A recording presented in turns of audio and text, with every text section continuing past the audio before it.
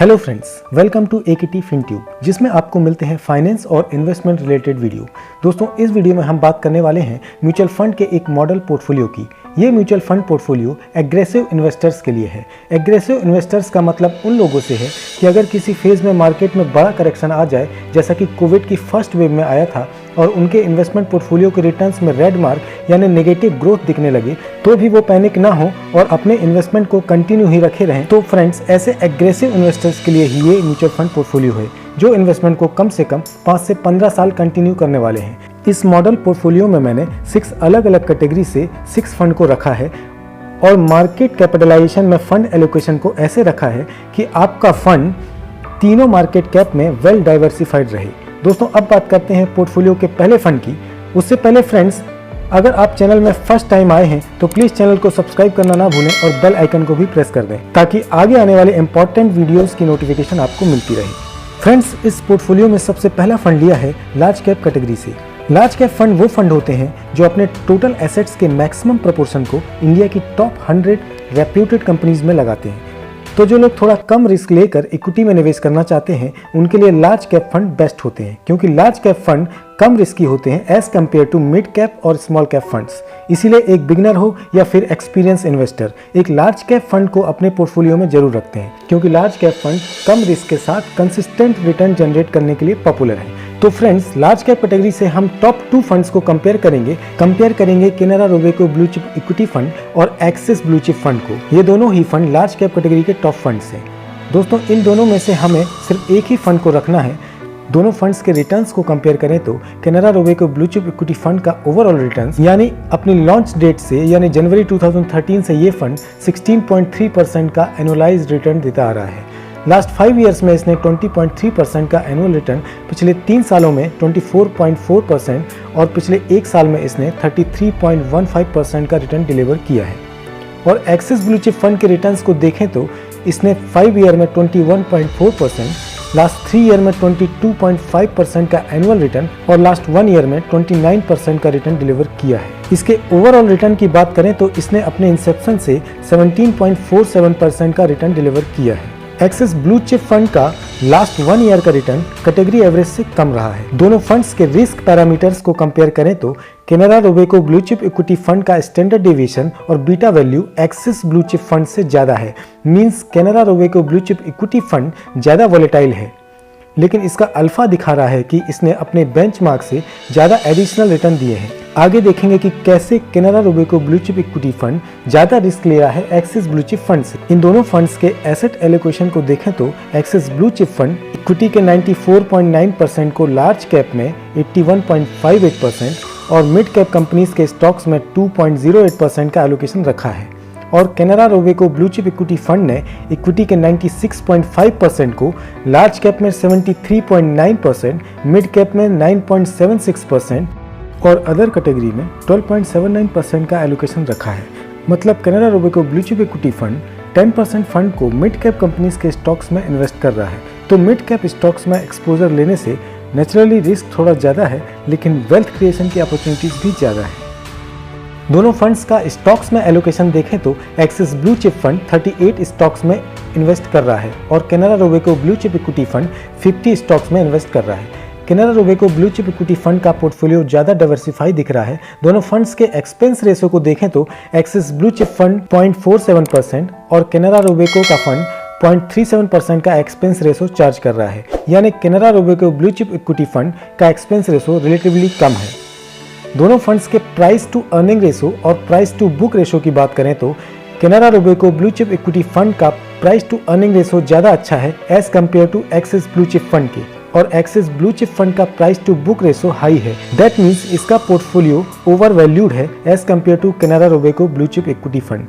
सो friends, Canara Robeco blue chip equity fund comparably ज़्यादा risk तो ले रहा है, लेकिन अच्छा एडिशनल रिटर्न भी डिलीवर करता आ रहा है और फ्यूचर में वेल्थ क्रिएशन का अच्छा स्कोप दिख रहा है। इसलिए एक एग्रेसिव इन्वेस्टर के लिए इस पोर्टफोलियो में हम लार्ज कैप कैटेगरी से Canara Robeco blue chip equity fund को रखेंगे। दोस्तों, आगे बढ़ते हैं और बात करते हैं इस मॉडल पोर्टफोलियो के अगले फंड की।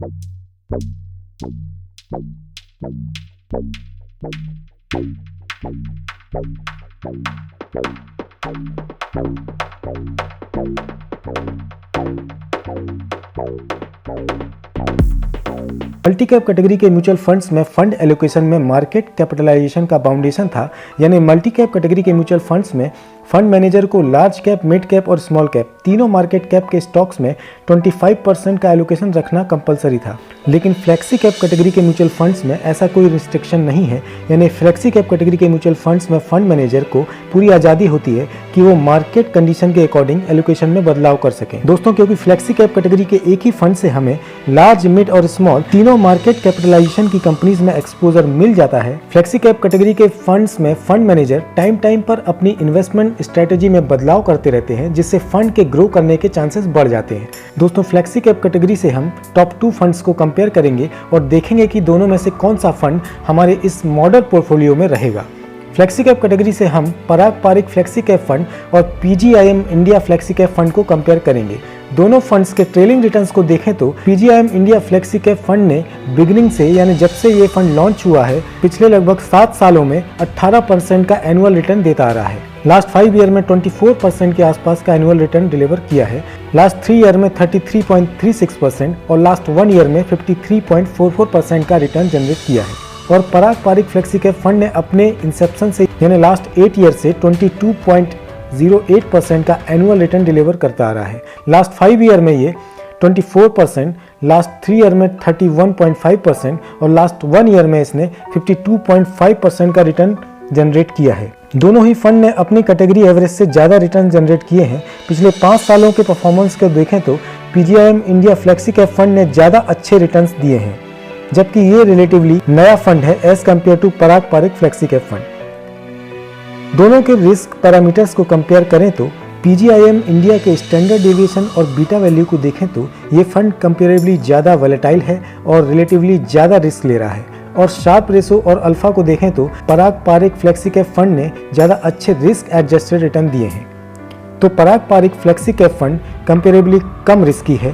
फंड साइज की बात करें तो Parag Parikh flexi cap fund का फंड साइज 18,000 करोड़ के आसपास है और PGIM India flexi cap fund का AUM 2,888 करोड़ है। एक्सपेंस रेशो की बात करें तो PGIM India flexi cap fund का एक्सपेंस रेशो 0.2% है और पराग पारिक का 0.85% है। तो PGIM इंडिया का एक्सपेंस रेशो रिलेटिवली कम है। दोनों के प्राइस टू अर्निंग रेशो और प्राइस टू बुक रेशो को देखें तो Parag Parikh flexi cap fund ज़्यादा बेटर दिख रहा है। PGIM India flexi cap fund के फंड एलोकेशन को देखें तो ये फंड इक्विटी के 95.84% को 47 स्टॉक्स में इन्वेस्ट कर रहा है और लार्ज कैप में 46.8%, मिड कैप कंपनीज में 15.63% और स्मॉल कैप कंपनीज के स्टॉक्स में 23.78% और अदर्स में 10% का एलोकेशन रखा है। मतलब लगभग 40% फंड को मिड और स्मॉल कैप कंपनीज के स्टॉक्स में एलोकेट किया है। तो रिस्क टेकिंग स्ट्रेटेजी है और ज़्यादा रिटर्न्स भी डिलीवर कर रहा है। पराग पारिक फ्लेक्सी कैप फंड की बात करें तो ये फंड इक्विटी के 95.7% में से 30.35% फंड को फॉरेन इक्विटीज़ के स्टॉक्स जैसे अल्फाबेट, माइक्रोसॉफ्ट और अमेजॉन जैसी इंटरनेशनल कंपनीज के स्टॉक्स में एलोकेट किया है। तो इस फंड से इंडियन स्टॉक्स के साथ साथ इंटरनेशनल स्टॉक्स में भी एक्सपोजर मिल जाता है। दोनों फंड्स के टॉप स्टॉक्स की बात करें तो PGIM flexi cap funds Infosys, ICICI bank, L&T, HDFC bank, Bharti Airtel, Gujarat gas और एक्सिस बैंक में इन्वेस्ट कर रहा है। और Parag Parikh flexi cap fund Alphabet, Bajaj finance, Microsoft, Amazon, ITC limited, Facebook, SCL, ICICI bank और हीरो मोटोकॉर्प्स लिमिटेड में इन्वेस्टमेंट कर रहा है। तो फ्रेंड्स, जैसे कि ये मॉडल पोर्टफोलियो एग्रेसिव इन्वेस्टर्स के लिए है जो रिस्क से ज़्यादा रिटर्न्स पर फोकस कर रहे हैं, तो इस मॉडल पोर्टफोलियो में इस कैटेगरी से हमने PGIM India flexi cap fund को लिया है। तो फ्रेंड्स, इस वीडियो को एंड तक देखिएगा क्योंकि सारे फंड्स देखने के बाद हम देखेंगे कि हमें अपने फंड के एलोकेशन को इस पोर्टफोलियो में कैसे रखना है। दोस्तों, आगे बढ़ते हैं और चलते हैं इस मॉडल पोर्टफोलियो के अगले फंड की ओर। दोस्तों, अगला फंड हमने लिया है मिड कैप कैटेगरी से। तो कंपेयर करेंगे मिड कैप कैटेगरी के टॉप 2 फंड्स को और देखेंगे कि इस मॉडल पोर्टफोलियो के लिए बेस्ट पिक कौन सा है। मिड कैप कैटेगरी के टॉप 2 फंड्स हैं एक्सिस मिड कैप फंड और PGIM India mid cap opportunities fund. Mid cap mutual funds अपने फंड को उन कंपनियों में निवेश करते हैं जिनकी रैंकिंग मार्केट कैपिटलाइजेशन के हिसाब से 101 से 250 के बीच हो। दोस्तों, मिड कैप स्टॉक्स में रिस्क तो होता ही है, लेकिन इन कंपनीज में अच्छी ग्रोथ के साथ साथ सुपीरियर रिटर्न डिलीवर करने का पोटेंशियल भी लार्ज कैप कंपनीज से ज्यादा होता है। एक्सिस मिड कैप फंड्स के ट्रेलिंग रिटर्न्स की बात करें तो इसने अपनी लॉन्च से अब तक 21.33% का एनुअल रिटर्न डिलीवर किया है। लास्ट 5 ईयर में इसने 25.22% का, लास्ट 3 ईयर में 27.86% का रिटर्न जनरेट किया है और लास्ट 1 ईयर की बात करें तो इसने 45.91% का रिटर्न दिया है। पिछले 1 साल में इसने अपने कैटेगरी एवरेज से भी कम रिटर्न दिए हैं। और PGIM India mid cap opportunities fund के ट्रेलिंग रिटर्न्स की बात करें तो इस फंड ने बिगिनिंग से यानी अपने लॉन्च से 21.48% का एनुअल रिटर्न डिलीवर करता आ रहा है। लास्ट 5 ईयर में 25.26% का, लास्ट 3 ईयर में 37.7% का और लास्ट 1 ईयर में इस फंड ने 67.1% का रिटर्न डिलीवर किया है। पिछले 5 सालों में इसके रिटर्न्स अपने कैटेगरी एवरेज से ज़्यादा हैं और ये अपने benchmark Nifty mid cap 150 TRI को ज़्यादातर पीरियड में बीट करता आ रहा है। तो रिटर्न्स के कॉन्टेक्स्ट में PGIM India mid cap opportunities fund ज़्यादा बेटर दिख रहा है। फंड साइज की बात करें तो एक्सिस मिड कैप फंड का AUM 16,000 करोड़ के आसपास का है और PGIM इंडिया का AUM 3,585 करोड़ है। दोनों के रिस्क रेशियोज को कंपेयर करें तो PGIM India mid cap opportunities fund का स्टैंडर्ड डेविएशन 24.57 बीटा 0.94 है। दैट मीन्स ये फंड ज़्यादा वोलेटाइल है as compare to Axis mid cap fund. दोनों के शार्प रेशो और अल्फा वैल्यू को कंपेयर करें तो PGIM India mid cap opportunities fund ज्यादा बेटर दिखाई देता है और 10.69 का अल्फा दिखाता है कि इसने अपने बेंचमार्क से ज्यादा एडिशनल रिटर्न जनरेट करके दिए हैं। प्राइस टू अर्निंग और प्राइस टू बुक रेशो की बात करें तो PGIM इंडिया का प्राइस टू अर्निंग रेशो और प्राइस टू बुक रेशो ज्यादा अट्रैक्टिव है। एक्सिस का प्राइस टू बुक रेशो ज्यादा है, मींस इसका पोर्टफोलियो ओवर वैल्यूड है। एक्सपेंस रेशो की बात करें तो एक्सिस मिड कैप फंड का एक्सपेंस रेशो 0.46% है और PGIM India mid cap opportunities fund का एक्सपेंस रेशो 0.32% है, जो एक्सिस से कम है। फंड एलोकेशन को देखें तो PGIM India mid cap fund equity के 97.6% को 51 स्टॉक्स में इन्वेस्ट कर रहा है, जिसमें लार्ज कैप में 8.92%, मिड कैप कंपनीज के स्टॉक्स में 48.81%, स्मॉल कैप में 27.7% और 12.23% को अदर्स में एलोकेट कर रहा है। मतलब ये फंड स्मॉल कैप कंपनीज में ज़्यादा एक्सपोजर ले रहा है, इसीलिए ये रिलेटिवली ज़्यादा रिस्क ले रहा है। इसकी टॉप होल्डिंग कंपनीज की बात करें तो ये fund Timken India limited, Mphasis limited, ABB India limited, Max finance service, ICICI bank, Sanofi India limited, federal bank, Shobha limited और अशोक लेलैंड के स्टॉक्स में इन्वेस्टमेंट कर रहा है। एक्सिस मिड कैप फंड के फंड एलोकेशन को देखें तो ये फंड 68 स्टॉक्स में इन्वेस्ट कर रहा है। ये इक्विटी के 92.65% को, लार्ज कैप कंपनीज के स्टॉक्स में 11.68%, मिड कैप कंपनीज के स्टॉक्स में 53.5% और स्मॉल कैप स्टॉक्स में 12.8% का एलोकेशन रख रहा है।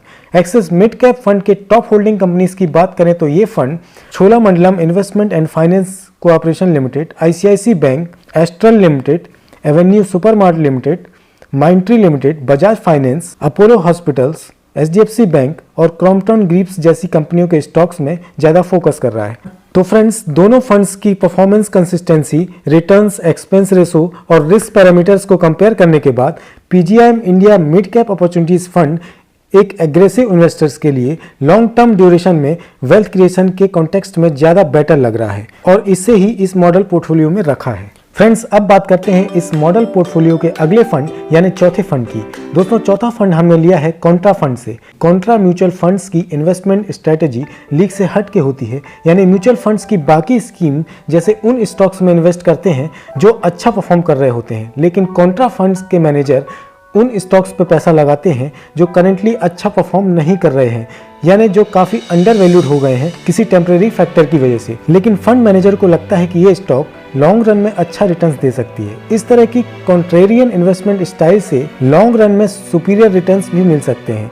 ये एक तरह के वैल्यू ओरिएंटेड फंड होते हैं जो किसी टेम्परेरी फैक्टर की वजह से अंडर परफॉर्मिंग कंपनियों के स्टॉक्स में निवेश करते हैं।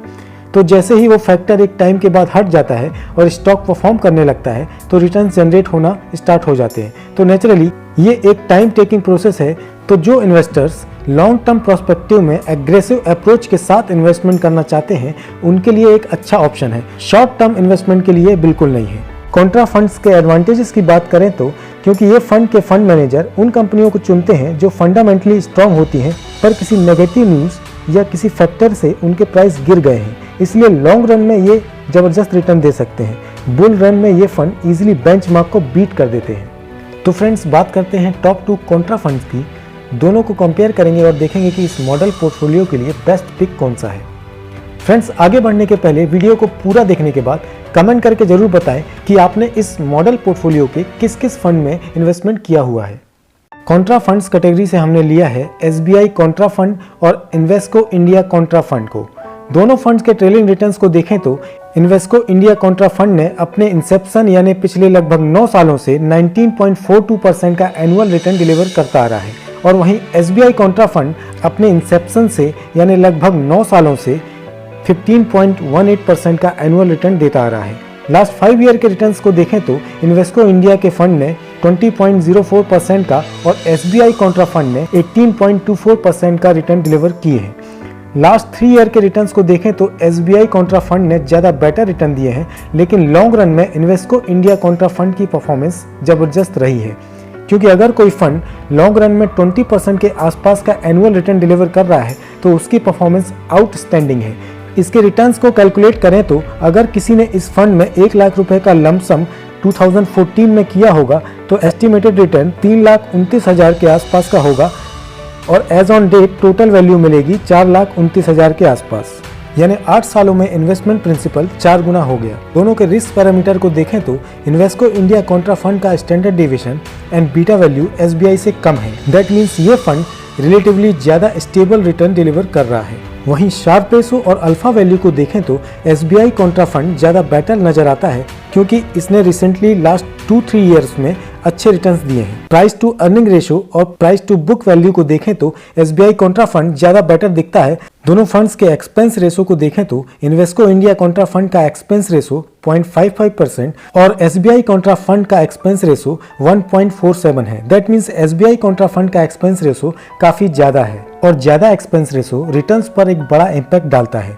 दोनों के एसेट अंडर मैनेजमेंट की बात करें तो SBI का फंड साइज 3,300 करोड़ के आसपास और इन्वेस्को इंडिया कॉन्ट्रा फंड का AUM 8,270 करोड़ का है। That means SBI Contra fund का AUM उतना नहीं बढ़ा, वहीं इन्वेस्को इंडिया के कॉन्ट्रा फंड का AUM 8 सालों में 8,270 करोड़ हो गया। दैट मीन्स लोगों ने इन्वेस्को इंडिया कॉन्ट्रा फंड में ज़्यादा भरोसा दिखाया है। मिनिमम इन्वेस्टमेंट अमाउंट की बात करें तो इन्वेस्को इंडिया कॉन्ट्रा फंड में SIP में इन्वेस्टमेंट करने के लिए 500 रुपीज़ से और लमसम में इन्वेस्टमेंट करने के लिए 1000 से इन्वेस्टमेंट स्टार्ट कर सकते हैं। वहीं SBI कॉन्ट्रा फंड का मिनिमम SIP अमाउंट 500 और लमसम करने के लिए मिनिमम 5000 से इन्वेस्टमेंट स्टार्ट कर सकते हैं। तो फ्रेंड्स, हमने इस मॉडल पोर्टफोलियो में इन्वेस्को इंडिया कॉन्ट्रा फंड को रखा है। फ्रेंड्स, ये वीडियो थोड़ा लेंदी हो रही है, बट प्लीज़ इस वीडियो को पूरा देखें ताकि आप अपने लिए एक बेस्ट पोर्टफोलियो बना पाएं। तो फ्रेंड्स, आगे बढ़ते हैं और देखते हैं अगले यानी इस मॉडल पोर्टफोलियो के 5वें फंड को। दोस्तों, अगला फंड स्मॉल कैप कैटेगरी से लिया है, तो देखते हैं स्मॉल कैप कैटेगरी के टॉप 2 फंड्स कौन से हैं। स्मॉल कैप कैटेगरी से हमने लिया है कोटक के कोटक स्मॉल कैप फंड और एक्सिस के एक्सिस स्मॉल कैप फंड को। दोनों को कंपेयर करते हैं और देखते हैं कि इनमें से बेस्ट पिक कौन सा है। दोस्तों, स्मॉल कैप फंड्स वो फंड्स होते हैं जो अपने फंड्स को उन कंपनियों के स्टॉक्स में लगाते हैं जिनका मार्केट कैप 5000 करोड़ से कम होता है। स्मॉल कैप फंड्स में रिटर्न्स जनरेट करने का पोटेंशियल तो होता ही है, बट इसमें रिस्क भी सबसे ज़्यादा होता है। इसलिए सिर्फ एग्रेसिव इन्वेस्टर्स या जो लोग लॉन्ग टर्म हॉरिजन में इन्वेस्टमेंट करना चाहते हो उनको ही स्मॉल कैप फंड में इन्वेस्ट करना चाहिए, क्योंकि रिटर्न्स मिलने के चांसेस तो ज़्यादा हैं, बट रिस्क भी उतना ही ज़्यादा है। क्योंकि ये मॉडल पोर्टफोलियो एक एग्रेसिव इन्वेस्टर के लिए है, इसीलिए इसमें एक स्मॉल कैप फंड को रखा है। दोनों फंड्स के रिटर्न्स की बात करें तो कोटक स्मॉल कैप फंड्स ने अपनी लॉन्च से अब तक 22.3% का एनुअल रिटर्न डिलीवर किया है। लास्ट 5 ईयर में इसने 24.82%, लास्ट 3 ईयर में 35.78% और लास्ट 1 ईयर में 73.78% का रिटर्न डिलीवर किया है। इसके पिछले 5 सालों के रिटर्न्स कैटेगरी एवरेज से ज़्यादा हैं, लेकिन इसका all time returns category average से थोड़ा कम है। वहीं एक्सिस स्मॉल कैप फंड के रिटर्न्स की बात करें तो लास्ट 1 ईयर के रिटर्न्स 59.9% है, जो कैटेगरी एवरेज से कम है। इसके ऑल टाइम रिटर्न्स की बात करें तो इसने अपने इंसेप्शन से 26.55% का एनुअल रिटर्न डिलीवर किया है, जो इसके कैटेगरी एवरेज से ज़्यादा है। और लास्ट 3 ईयर में इसने 33.11% के एनुअल रिटर्न दिए हैं, जो कैटेगरी एवरेज से ज़्यादा रहे हैं। दोनों के रिस्क पैरामीटर को कंपेयर करें तो कोटक स्मॉल कैप का स्टैंडर्ड डेविएशन 27.4% और बीटा वैल्यू 0.9 है। और एक्सिस स्मॉल कैप फंड का स्टैंडर्ड डेविएशन 23.22 और बीटा वैल्यू 0.73 है। तो जैसे हमें पता है कि किसी फंड का स्टैंडर्ड डेविएशन और बीटा कम होना ज़्यादा अच्छा होता है, तो एक्सिस स्मॉल कैप फंड कम वॉलेटाइल है as compare to Kotak small cap fund, यानी इसके रिटर्न्स में फ्लक्चुएशन कम देखने को मिले हैं और ये ज़्यादा स्टेबल रिटर्न डिलीवर करता आ रहा है। वहीं अगर शार्प रेशो और अल्फा की बात करें तो एक्सिस स्मॉल कैप फंड का शार्प रेशो और alpha value Kotak small cap fund से ज़्यादा है। और किसी म्यूचुअल फंड का शार्प रेशो और अल्फा ज़्यादा होना ही अच्छा होता है। ज़्यादा होने से पता चलता है कि एक्सिस स्मॉल कैप फंड ने कोटक स्मॉल कैप फंड से ज़्यादा अच्छे रिस्क एडजस्टेड रिटर्न दिए हैं और अपने बेंचमार्क से ज़्यादा एडिशनल रिटर्न भी डिलीवर किए हैं।